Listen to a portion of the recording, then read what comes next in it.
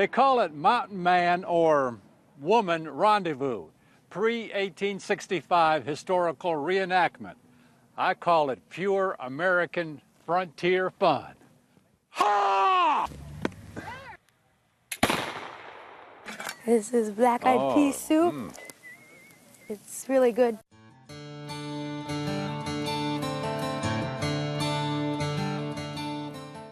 I'm with the OARC Journalism and Writers Guild, and we came to talk about and explain kind of what some of this stuff was and the history of it, and help explain it to the other groups so that the generation can continue down of people knowing what it is and how to use it. Well, what do you think about actually experiencing like this living history out here? It's really fun. You get to learn things that you didn't know. I didn't know what a tomahawk was or anything. I've had some experience with Dutch cooking, so it's really cool to be able to let other people and explain to them, you know, this is how people used to eat back in the day, and watch some people blacksmith and just come out and have a good time.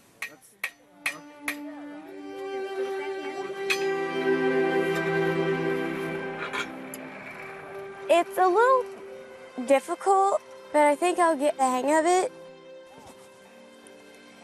And I think it's good experience because I'm not afraid to try new things.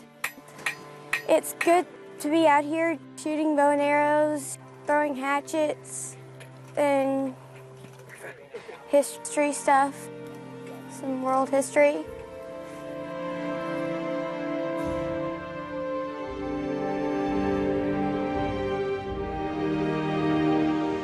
I'm doing Dutch oven cooking over the campfire. I'm doing black-eyed pea soup. And it is really fun out here, being able to be around everyone, finding out all the new things that I haven't seen from that time period.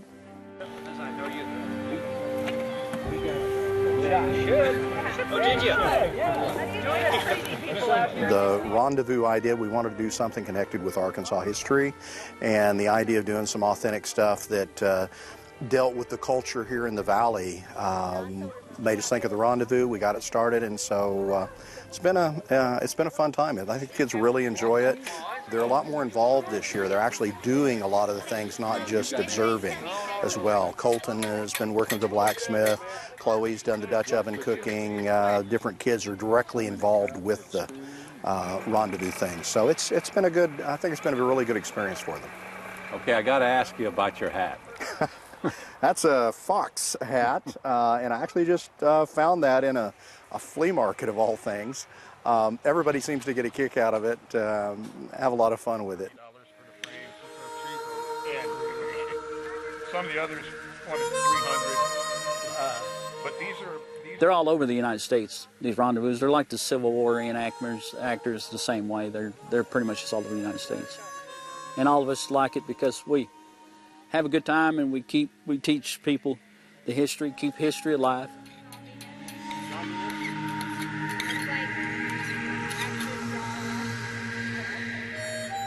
we just, you know, we come out and do this kind of stuff, and for a couple of reasons, really. You know, one, the biggie is like today we have the school kids coming through, and we want to pass on and educate folks as to the way that we got here. You know, how did our ancestors do here in Arkansas when we didn't have roads and bridges and stores? And then there's the history study aspect, and then just the being out.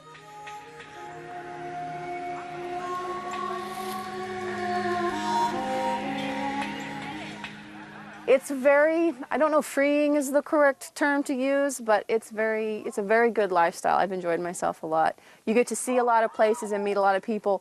Us kids at one point decided that we wanted to stop and do the normal, what everyone else does, and get regular jobs and all of that fun stuff. That lasted about 5 years. After that, when you have been given the chance to work for yourself and be able to go and pretty much do whatever you want, and taken from that, which was a choice. I mean, we weren't taken, but we chose to go and live a normal life.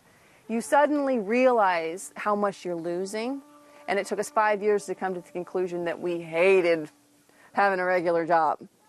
When we came back, when we quit, the business was primarily what Dad did all the work. I mean, he did pretty much everything we sold, Dad built, because us kids, we were kids. We ran around and did our thing. But when we came back, it became a family business. When we came back out, everybody jumped into it with both feet. And we have, not to toot our own horn, we have a very good functioning business. I mean, we make a living doing what we do.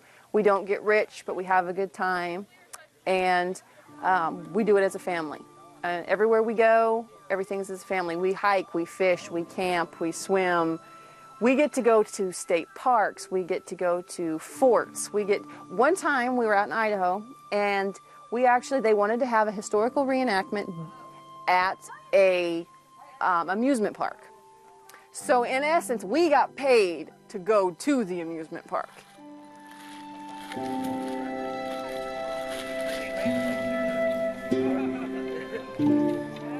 This is on a Pennsylvania long rifle design. It's actually called a Blue Ridge, what it's called. But there were 3 counties in Pennsylvania during the 1700s that built these things. And Tennessee and Kentucky later on adopted them and put their name on it, and they started making their own rifles. But it's a 50 caliber. It's flintlock. What happens is the flint sparks once it's loaded. You primer your pan. This is called a prism. Some call it a hammer. When the spark, when you pull the trigger, it sparks. It may spark. It's been firing it all day. Well, it'll spark and then it'll set the charge off in the barrel. It's pretty simple. It's pretty simple design. But your father, if you lived back in the day, your grandfather would have passed it down to your father, passed the rifle down to you, and you would have passed it down to your kids and then grandkids, because they could only afford one rifle, pretty much, and these were all handmade. It isn't like now where they can go out and just buy, one gun, buy a few more. They pretty much just had one per family, and it fed the family, protected the family, and it went to war. So even in the Civil War, they were carrying these things. Now tell us about the pistol and the Bowie knife. The pistol is called a Crockett pistol. This is a replica of what David Crockett would have carried at the Alamo. In fact, it's a tribute to the Alamo. It's got 1836 here engraved, and then the Texas Star engraved in there. And this is what Crockett would have used at the Alamo. It's 45 caliber. Some say he used the 36, some say he used the 45. And it's pretty much beautifully done the way they did it. The beautiful thing about these old guns were they put a lot of work into them and a lot of artwork.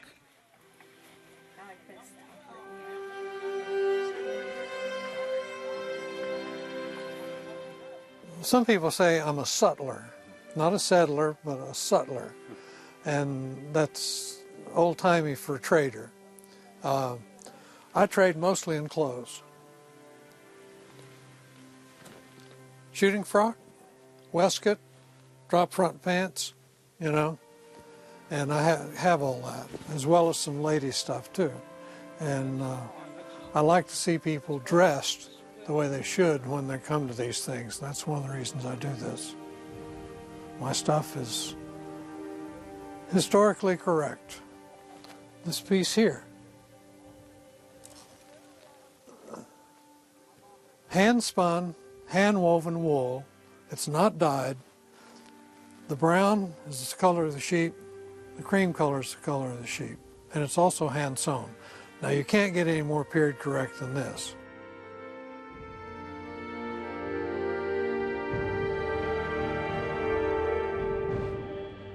If you can name a historic site in the Midwest or the West that has anything to do with the 1800s, I can pretty much guarantee we've been there. And we got paid to go. I'm not going to say that it's perfect all the time. Sometimes it's raining. We've done shows in the snow. But as a whole, it's a great life. We enjoy it. We enjoy it. And I wouldn't give it up for nothing in the world. I really wouldn't.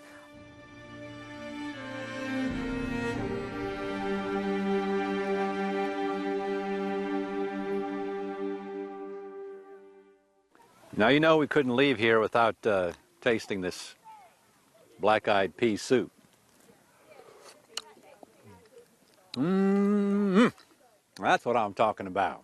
Yeah, buddy.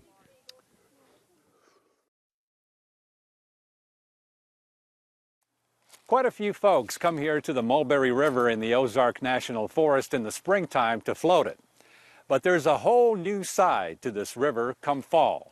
When all the brilliant colors are out, it's the majestic mulberry.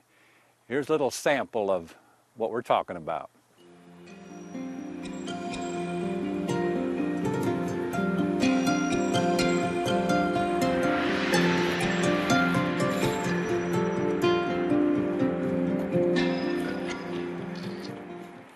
Well, the fall is a great time to experience the Mulberry River. I went for my first time last year and saw just the mesmerizing leaves, that the colors reflecting it across the river and everything.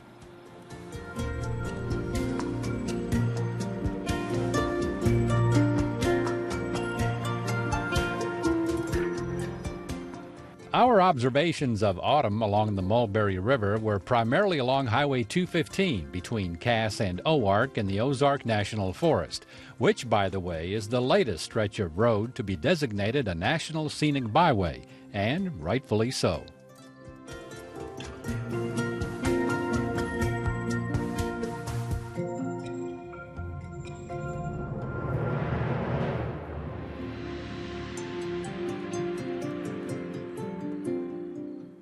When I was a kid, when I was 13, I experienced the Mulberry River for the first time, and it was just a big adventure, you know, canoeing and rope swings and swimming, and I knew I wanted to move here someday, and 20-something years ago I did, and we see all sides of the river.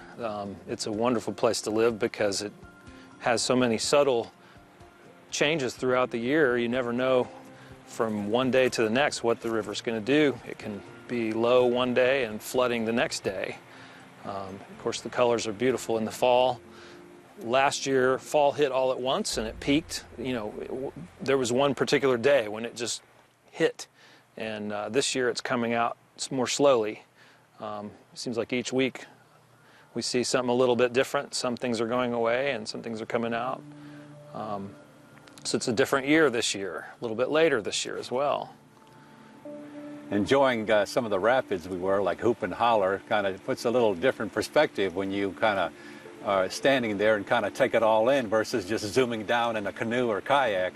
Absolutely. There's a historic cabin there that was built probably in the 50s as a fishing cabin. And of course it's flooded so many times that it's no longer useful as a fishing cabin, but it's a beautiful spot to just sit, you know, quietly by the river and think about. You know, it'd be a great place to try to write or take photos. And of course, after a day of taking pictures here, one can go in that establishment over your shoulder and have a steak dinner. Absolutely. My wife Pam and her mom Barbara have been dreaming about this restaurant for 30 years at least, right at that location. And we were very blessed this year to be able to finally build it.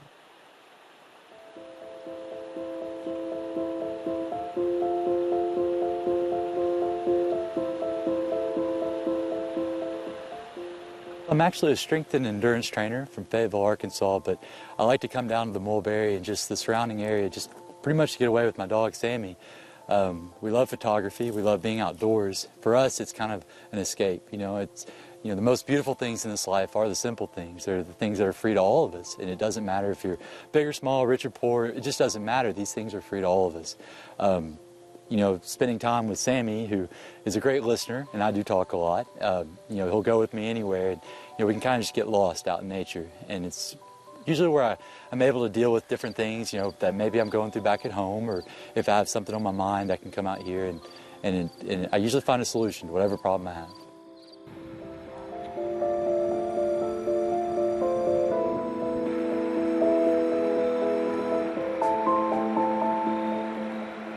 So escape and explore for yourself along the Mulberry River in the Ozark National Forest. As Stephen Turner put it, the most beautiful things in life are the simple things.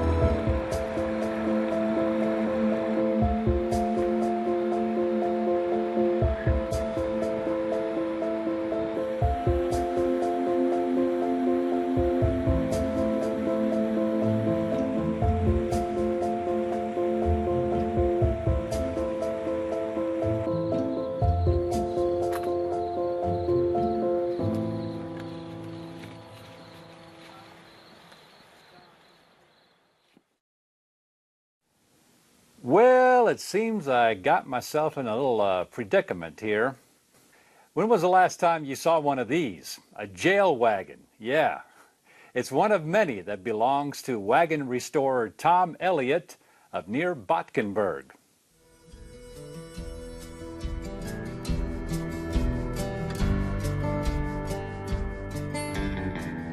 Chuck, this is a box for a 1902 Pontiac spring wagon that was made in Pontiac, Michigan. We've already got the gear restored, and now we're working on the box. On these old wagons, a lot of times you don't know for sure what something looked like. You can't find anything to tell you, so I call it making an executive decision. You know, you just figure what's best and you do it. So if you'll hold down on that real tight, I got it. This footboard, I need to drill a hole for it. All right, ready? All right.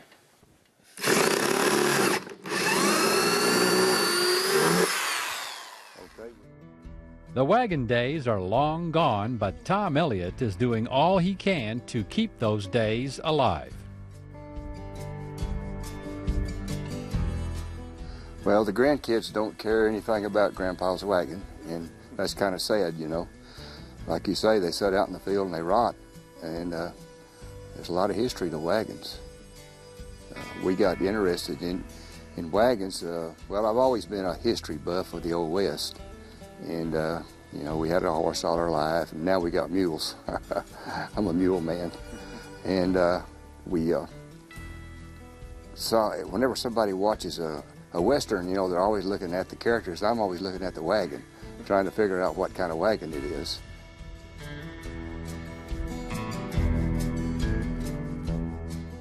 All of this began as a hobby for Tom.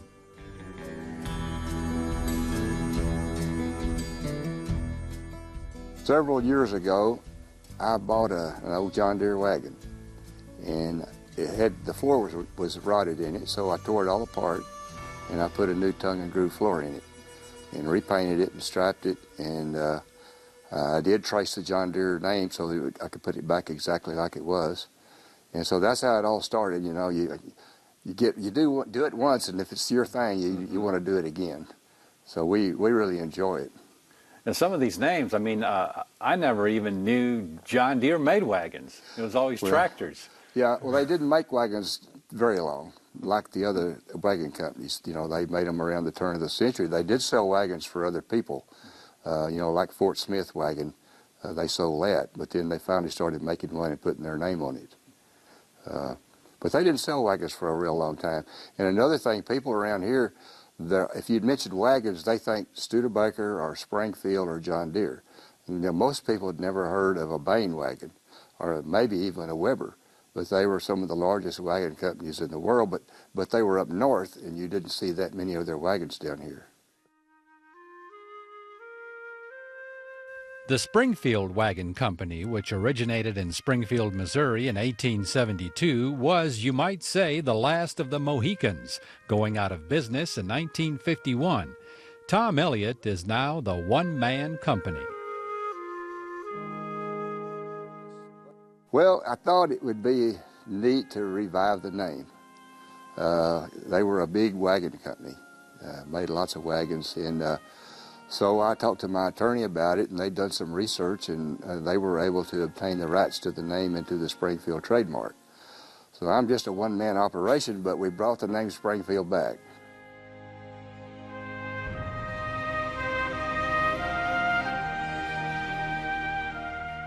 As you can imagine, in restoring old wagons, there are quite a few hurdles to overcome.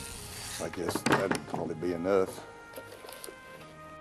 In a wagon, you have to have, you want to be authentic, which I'm a nut about that, you have to have square head unplated bolts.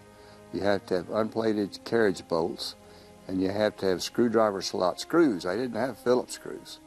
And all of that has to be unplated to be authentic. And it's really difficult to find those things. We finally got sources for them after months. And then when we sell those on our website, you know, for people that need them for restoration. And then the wood, in the old wagon days, everything on a wagon was 7/8 of an inch thick. Why was that? Well, I'm going to assume that it was because it was stronger. And, you know, they bought the timber, they sawed it, and they stacked it up and dried it for 3 or 4 years, and then they planed it down. And it just, 7/8 is obviously stronger than a 1/2 inch. So we have to get ours at the sawmill and plane it down and dry it. And but you can't go find 7/8 thick lumber anywhere.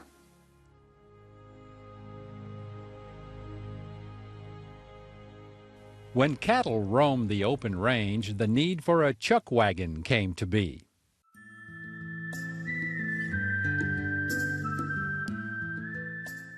An early rancher and pioneer by the name of Charles Goodnight got the idea of building a pantry, a box like a pantry on the back of the wagon with a lid that would let down with a leg on it so that you could use it as a cooktop. And so the idea caught on, and everybody started making chuck boxes. And there was some of the ranchers that was hard to switch over, and they kept on hauling their chuck with the mules with the tow sacks. And it was funny, the cowboys called them outfits greasy sack outfits. And now then, the chuck wagon, we belong to the American Chuck Wagon Association, and you don't have to own a wagon to join. And what they're trying to do is to keep the history of the chuck wagon alive. Now, that jail wagon, you kind of used your own artistic liberty on that, huh? Well, I've got pictures of actual jail wagons, and the sides went all the way up. You couldn't see out. There was an opening at the top, and there were no seats in it. They had to lay on the floor, and they lined it with sheet metal to keep them from breaking out. But we thought, well, if we're going to build a jail wagon, people want to see the prisoners, you know, and have fun with it. So we brought the bars all the way down, and then we put some seats in there to make it more comfortable. And then we had some reproduction jail uniforms made with the black and white stripes, which we had you in jail, didn't we? Oh, yeah. Yeah. So we get a lot of fun. People really like that jail wagon. We took it on the wagon train in Texas about 3 years ago, and everywhere we stop, people come running over. Can we get in there and take a picture? So it's a lot of fun. People enjoy that.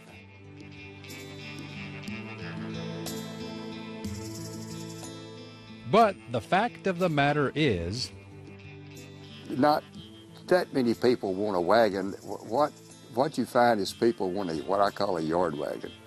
You know, they're not going to pull it with a team. And they just want one they can park in their yard that looks good. And we occasionally sell a yard wagon. But if you want a good wagon, and people call me about restoring it, and I tell them restoration is expensive. And, oh, that's okay, I want you to do it. Well, when they find out what it costs, they don't want me to do it anymore.